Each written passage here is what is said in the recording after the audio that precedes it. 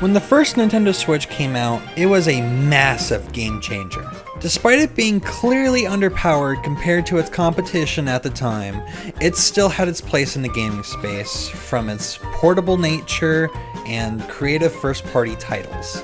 But here we are, now with the Switch 2, and the real question to answer here is the console worth that big asking price? Objectively, this system is far more powerful than the Switch 1, as it should be. And to me anyways, this isn't just some revamp or remodel like the OLED and Lite were, for instance. The Joy-Cons, I argue, are far better than the previous generation.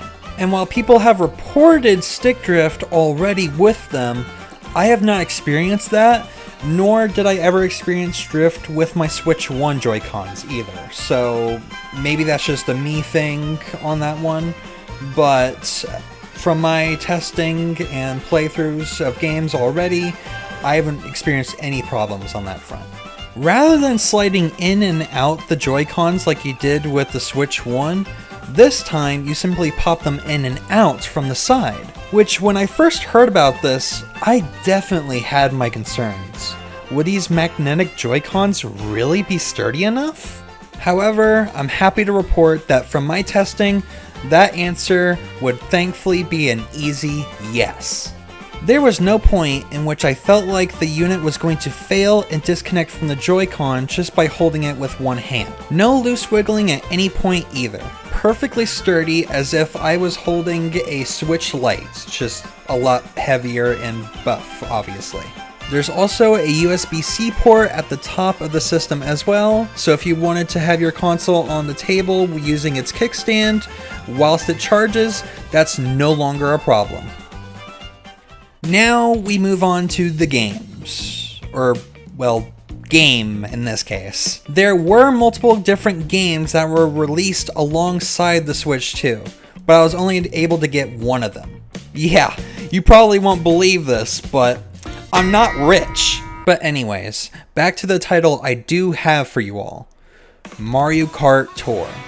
And to summarize my time with it, I've been loving it. The amount of customization and costumes, the amount of different vehicles, it's truly been a joy to play through. Do I think it's worth the $80 I paid thanks to not being able to get the bundle? I think when it comes to these things, and you can really apply this to anything, you have to ask, am I having a good time with this? And if your answer is yes or no, then you have your answer. In this case, I'd say it was worth it for me. If it wasn't for my job outside this channel with my dad, I'd probably be playing as of typing out this script. It's been that enjoyable for me. There are some other improvements as well. On day one, Fortnite got a massive upgrade to where you can now play in 60 FPS in both handheld and docked mode, leading to a far more enjoyable experience. On top of being able to actually play the game well and not like Major Boo.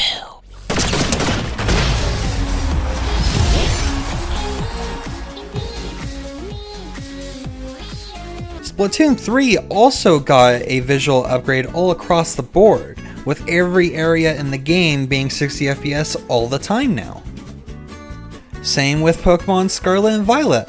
It too also got a free upgrade that I'll say was definitely needed.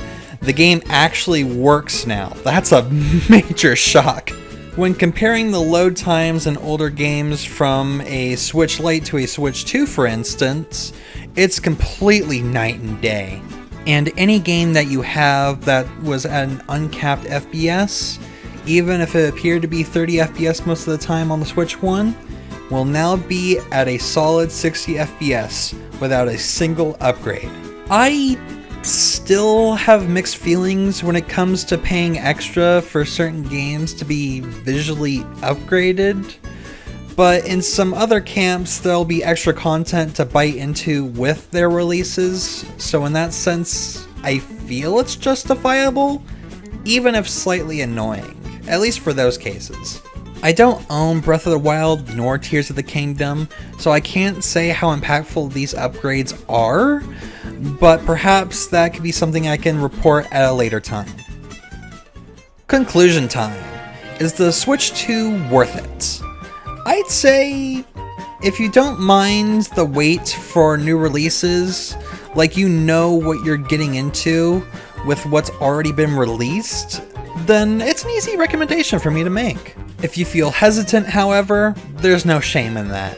Over $500 in total is a big ask after all. It's all about if you think you'll get any value out of it, and I have been, even if it hurt my wallet. Anyways, I hope you all got something out of my experience. Don't forget to like if you did, maybe even subscribe if you want to see more. Let us know in the comments as well if you also got yourself a Switch too. We'd be very interested in hearing what your experience has been like.